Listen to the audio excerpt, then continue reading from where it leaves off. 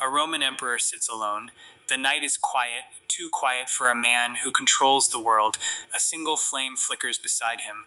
It bends, then straightens. Like it's struggling to breathe, he writes slowly. Carefully, every word chosen, not for others, but for himself.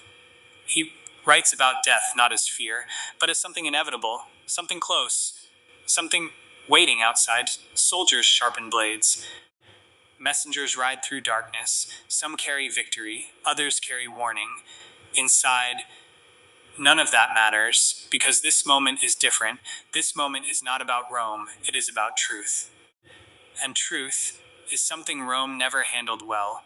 For centuries, the world believed it understood this man, Marcus Aurelius, the philosopher emperor, the calm ruler in a violent world. A man who spoke of discipline, of acceptance, of control, and above all, of identity. A Roman, a perfect Roman. That belief stayed unchallenged for nearly 2,000 years, not questioned, not doubted, not examined too closely, because history prefers stability. It prefers clean narratives, clear origins, civil truths. But history also hides things, sometimes intentionally, sometimes by accident, and sometimes because no one thinks to look deeper until someone does. And when they did, everything changed. What they found shocked everyone, because the truth was never in the books, never in the statues, never in the stories Rome told about itself. It was hidden somewhere quieter, somewhere untouched, somewhere that had been waiting for someone to listen. To bones, to fragments, to what remained after power disappeared. So who was Marcus Aurelius? Really, not the emperor, not the philosopher, not the image carved in marble, but the man beneath all of that.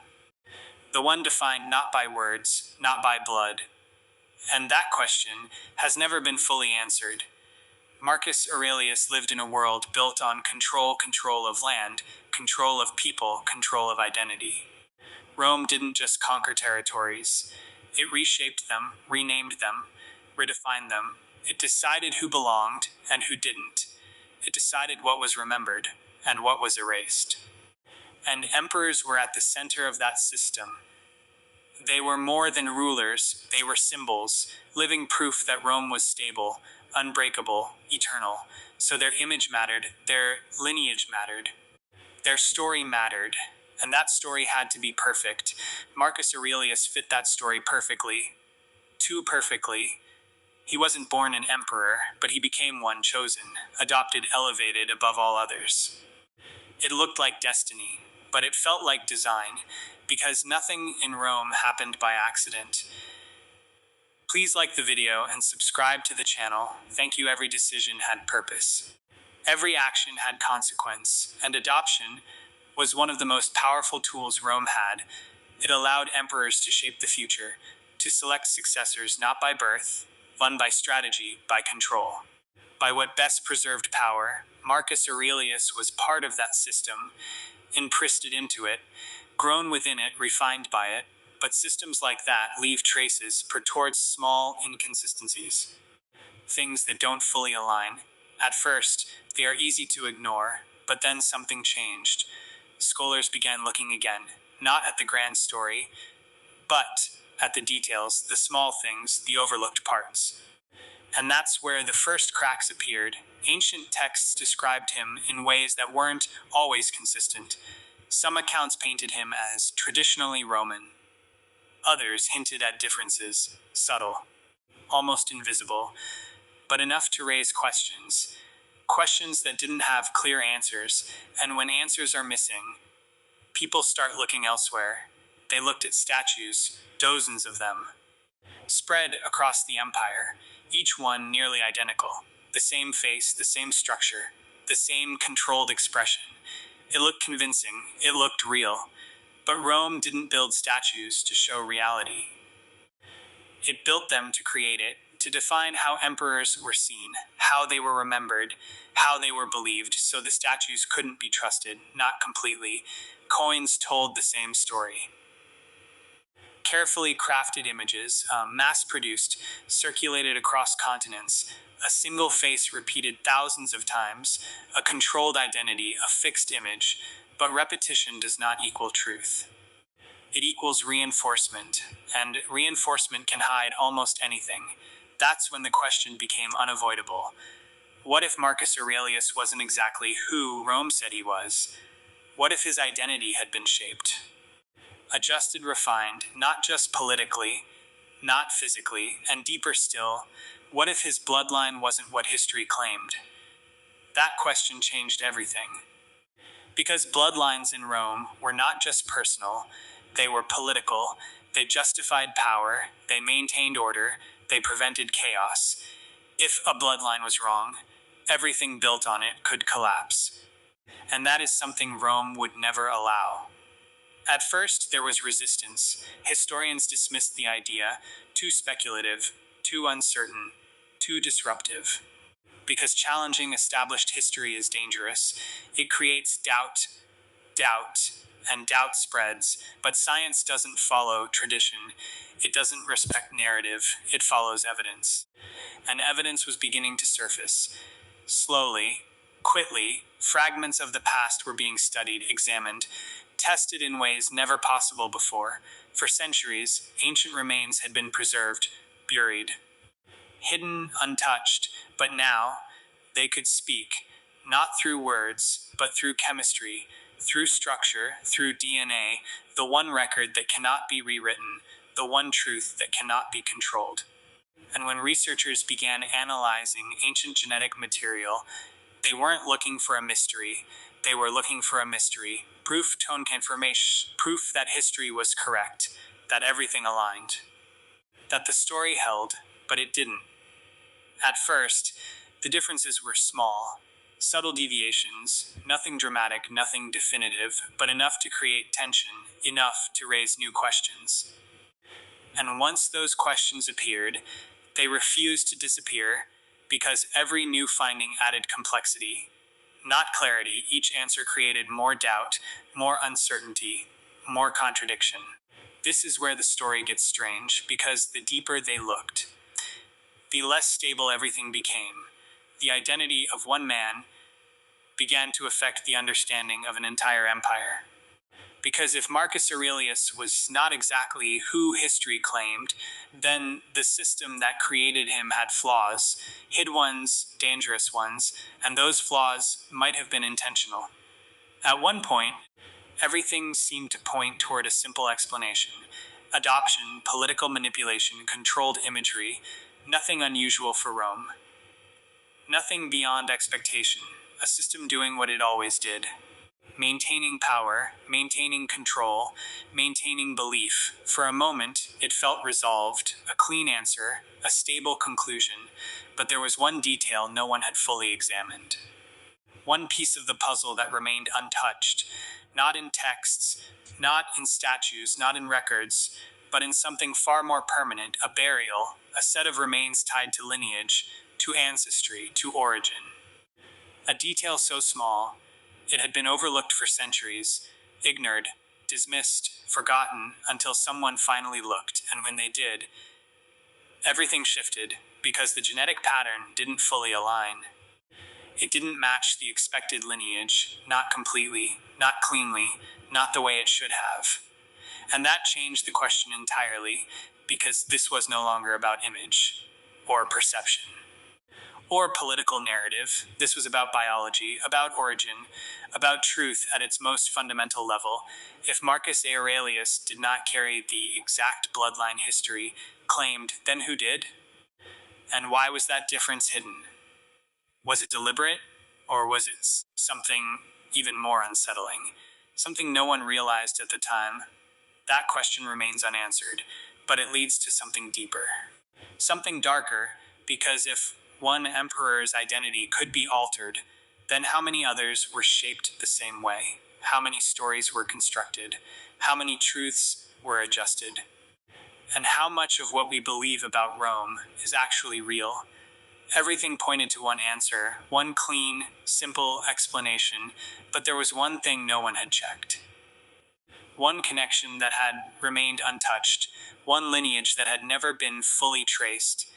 And that single detail had the power to unravel everything, because sometimes truth is not hidden in what we see, but in what we assume, and when that assumption breaks, nothing remains stable. That detail changes everything. Everything looked stable. That's how systems survive. Not by being perfect, but by appearing perfect. Marcus Aurelius stood at the center of that illusion, a philosopher on the throne, a ruler shaped by discipline, a man whose identity felt complete, too complete. Because real history is never that clean. It leaves scars, contradictions, unfinished edges. But Marcus Aurelius? His story felt sealed, glozed, untouchable, until someone opened it again. The investigation didn't begin with doubt. It began with routine analysis. Fragments of bone, traces of ash, remains connected, directly or indirectly, to the imperial line. Nothing unusual. Nothing controversial, just another attempt to understand the past using modern tools. But modern tools don't just confirm history, they challenge it, quietly, relentlessly, without bias. DNA doesn't care about empire, it doesn't respect legacy, it doesn't follow narrative, it only reflects what is. And sometimes, what is, doesn't match what was written. The first sequences were incomplete. That was expected. Ancient material rarely survives in perfect condition. Time erases detail, breaks structure, blurs clarity. So the early results didn't raise concern. They showed fragments, pieces of a larger picture, nothing definitive, nothing alarming. But then more samples were added, and more. And slowly, fragments began to connect. Parts started to emerge, not strong at first, not obvious, but present.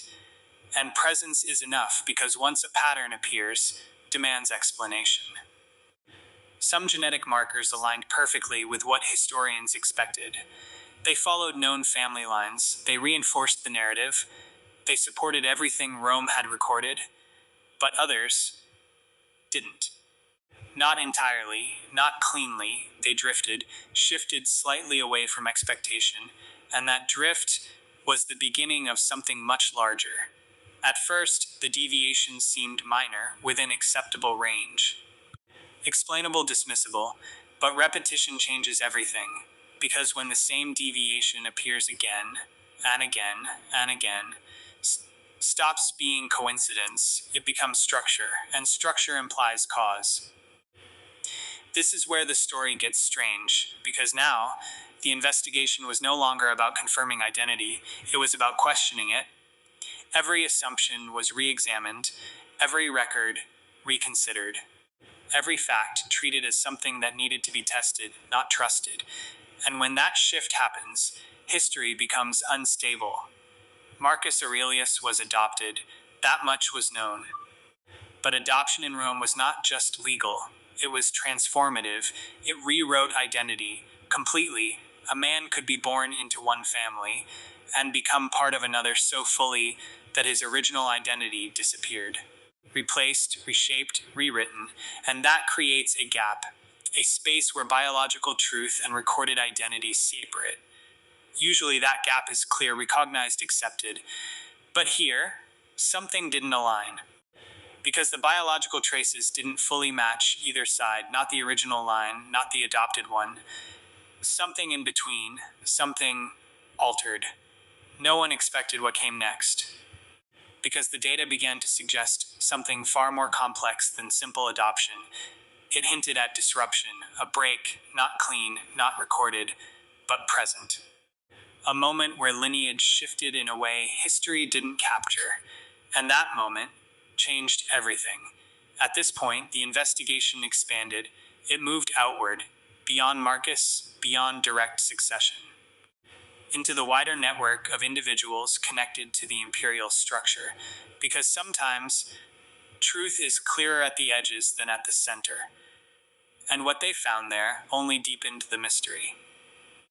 Connections didn't line up perfectly. Relationships that should have shown genetic continuity showed variation, small, subtle, but consistent. Enough to suggest that the system maintaining identity was not perfectly aligned with biological reality. And that raises a question that no empire wants asked. What happens when identity becomes more important than truth? Rome had an answer. It controlled the narrative, it shaped perception, it decided what was remembered and what was forgotten. Marcus Aurelius existed inside that system, but he also transcended it because, regardless of origin, he became what Rome needed him to be: a stable ruler, a symbol of control. A man who could hold an empire together during crisis, and that may be the most important detail of all.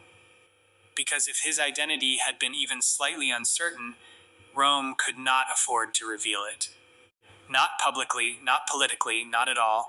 Stability depended on belief, and belief depended on clarity. So if there was any deviation, any inconsistency, any break in lineage, would not be corrected. It would be absorbed, hid, forgotten.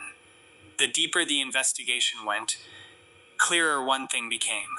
This was not a single anomaly. It was a layered inconsistency. Multiple small deviations forming a larger pattern, a pattern that suggested something subtle but significant, that the story of Marcus Aurelius was not entirely what it seemed. But the truth didn't arrive in one moment. It never does. It built slowly, quietly, through repetition, through confirmation, through the gradual removal of doubt, until one realization became unavoidable. The lineage was not perfectly aligned, not fully consistent, not exactly as history described it. And that realization carries weight. Because it doesn't destroy the story, it reshapes it, it adds complexity. Uncertainty died. If Marcus Aurelius doesn't become less real, he becomes more human, more unpredictable, more connected to the hidden mechanisms of power, and that leads to something deeper, something far more unsettling. Because if his identity could shift, even slightly, then how many others were shaped the same way? How many rulers were constructed, not born into certainty, placed into it? That question stretches beyond Rome, beyond history, into something more universal, because identity is rarely as fixed as we believe, and somewhere within that uncertainty, real truth exists. Not fully hidden, not fully revealed, but waiting. The pattern refused to disappear. That was the problem. If it had appeared once, it could be dismissed. Twice, questioned. But this, it stayed. It repeated. It settled into the data like something that belonged there, and that made it harder to ignore, because now the investigation had crossed a line from curiosity into consequence. Historians began to feel it first, that quiet discomfort, the sense that something familiar was no longer stable, because history depends on structure, on continuity, on stories that connect cleanly from one point to another. But when those connections weaken, everything starts to shift. The adoption of Marcus Aurelius was no longer just a political act. It became something else, a pivot point, a moment where two lines were meant to merge, but may not have done so perfectly, because adoption changes identity on the surface. But beneath that surface, biology remains unchanged, and if those two layers don't align, difference has to exist somewhere. At first, researchers tried to isolate the inconsistency, to contain it, to explain it within known limits. Variation happens. No lineage is perfectly clean. No genetic line is without deviation. That was true. Still is. But this wasn't random variation. It had direction. A subtle but noticeable drift away from expectation. And drift suggests movement. Movement suggests change. And change demands explanation. This is where the story gets strange. Because the investigation began to reveal something unexpected, not a single break, but the possibility of multiple adjustments. Small ones, almost invisible, but enough to reshape the overall structure. As if the lineage had been guided, not fabricated, not entirely altered, but gently redirected at some point in some way. No one expected what came next. Because the focus shifted to something often ignored: timing. When exactly did the deviation begin? That question mattered more than anything. because if the shift happened before Marcus, then his identity was built on something already unstable. But if it happened during his transition into power, then the implications were far more deliberate. Researchers tried to map it, to trace the point of divergence, but ancient data doesn't behave cleanly. It resists precision. It offers fragments, not clarity, and those fragments can only suggest, not confirm. Still, the suggestions were enough to point toward a window, a narrow moment in time where something changed, a gap between record and reality. And within that gap, something was either lost or replaced. That possibility carried weight, because it meant the official story was not wrong, just incomplete, a version of events that served a purpose, but did not capture the whole truth. Rome was built on that kind of control. It didn't need to lie completely. It only needed to adjust, to refine, to shape perception just enough to maintain order. And it did that exceptionally well. Marcus Aurelius became emperor in that system, a product of it, a reflection of it, but also a participant in it. Because once someone reaches that level of power, they don't just inherit the system, they sustain it. And that raises another question. If there was a deviation in his lineage, did he know? Was he aware of any inconsistency, any difference between identity and origin? Or was he, like everyone else, a believer in the story constructed around him? There is no clear answer, only silence. Because history records actions, not awareness, not internal doubt, not hidden truths. But his writings offer something, not direct evidence, not confirmation, but a tone. A perspective that feels different. He writes often about identity, about the self, about accepting what cannot be controlled, letting go of what is uncertain, as if he understood something deeper. Something unspoken. That doesn't prove anything, but it adds weight, cactent, a subtle layer to the narrative, because sometimes people sense things they cannot fully explain. The investigation continued, expanding further, looking at patterns beyond lineage, at movement, at geography, at connections between families that history did not emphasize. Because sometimes truth hides in relationships, not in direct lines. And again, small inconsistencies appeared, not dramatic, not obvious, but present, enough to reinforce the growing realization. This was not a clean system. It never had been. The Roman Empire presented itself as structured, ordered, predictable, but beneath that surface, adapted constantly, adjusted itself to survive, changed when necessary, without announcing those changes, and that is where the most unsettling possibility emerges. That identity within the empire was not fixed, it was flexible, shaped to maintain stability, to preserve control, to prevent collapse. Marcus Aurelius may have been part of that process, not as deception, but as function. A necessary adjustment within a system that could not afford instability. Because Rome did not fear truth, it feared chaos, and if controlling identity prevented chaos, then it became part of the system. An unspoken rule, an invisible mechanism. The evidence never becomes absolute, it never fully confirms, but it never disappears either. It remains piecemealed, suggesting rather than proving, pointing rather than declaring. And that leaves us in a place of uncertainty, a space where two versions of reality exist at once, the recorded history and the biological trace. Neither fully canceling the other, but not perfectly aligned. The big realization is not that Marcus Aurelius was someone else. It is that he may not have been exactly who history claimed. Not entirely. Not precisely. And that difference is enough to change everything. Because it forces a reconsideration, not just of one man, but of an entire system. A structure that prioritized stability over precision, continuity over accuracy, belief over detail, and yet, despite all of this, his legacy remains intact, his words survive, his rule is remembered. His influence continues. which leads to the most difficult question of all. Does the truth of origin matter if the outcome remains unchanged? There is no simple answer, only perspective, only interpretation, only the quiet recognition that history is not as solid as it appears, and somewhere in the space between what was recorded and what actually happened, real story still exists. Incomplete, unresolved waiting. The deeper the investigation went, quieter it became, because at some point, answers stop feeling like answers. They start feeling like fragments. Pieces of something larger, something that refuses to fully reveal itself. By now, the pattern was clear, not perfectly defined, not fully proven, but present, persisted, unavoidable.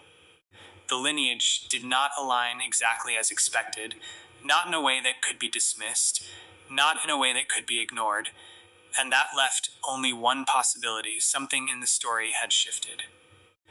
The big reveal did not come as a sudden discovery. It didn't arrive with certainty. It didn't announce itself.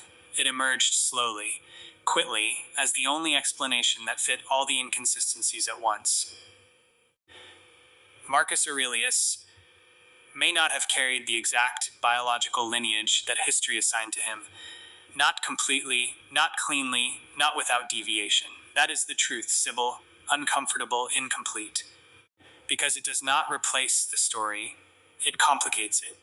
It suggests that somewhere in the process of succession, something changed, a break, a substitution, a divergence between what was recorded and what actually occurred, not dramatic enough to be noticed at the time, but significant enough to leave a trace that remained hidden for centuries. No one expected what came next, because the implications reached far beyond Marcus Aurelius. If one imperial lineage could shift, even slightly, then the entire system becomes uncertain, not false, but constructed, maintained through belief as much as reality. Rome depended on that belief. Its power was not just military, not just political, it was psychological. People believed in its order, its structure, its continuity, and that belief held everything together. Marcus Aurelius fit perfectly into that structure. Whether by design or by circumstance, he became what Rome needed him to be. A stable ruler, a symbol of control, a figure of authority in a time of crisis. And that may be the most important detail of all, because whatever his origin, his actions were real. His decisions shaped the empire, his words survived long after it fell, his influence cannot be erased by uncertainty. But the question remains, quiet, unanswered. If the lineage was not exact, where did the difference come from? When did it happen? Who knew? And why was it never recorded? That question has never been fully answered, and it may never be. Because history does not preserve everything, it leaves gaps, silences, moments that pass without record, and within those silences, truth can disappear, or change, or become something else entirely. The emotional weight of this realization is subtle, but it lingers.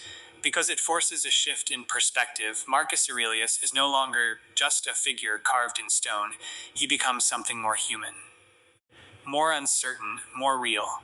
A man shaped by forces beyond his control, placed into a role that required perfection, expected to embody an identity that may not have been entirely his. And yet, he fulfilled it completely, without hesitation, without visible doubt. That contradiction is what makes the story powerful, because it reflects something deeper, something that extends beyond history, beyond Rome. Identity is not always fixed. It is influenced, shaped, sometimes constructed, and yet it still defines us, still guides our actions, still determines how we are remembered. Marcus Aurelius may not have been exactly who history claimed, but he became exactly who history needed. And that distinction changes everything. The empire he ruled eventually collapsed. Its systems disappeared. Its control over identity faded. But the questions it left behind remained. Somewhere in a collection of remains, in an untested fragment, in a piece of evidence still undiscovered, there may be one final answer, one detail that resolves the inconsistency, one truth that completes the story. But until that moment arrives, mystery remains unfinished, unresolved, and somewhere, in the silence between history and biology, real Marcus Aurelius still exists. Not as Rome described him, not as records preserved him, but as something slightly different, something more complex, something closer to the truth. The empire ended, the story did not, and somewhere, right now, a fragment of that story still waits, unseen, unanswered. We just haven't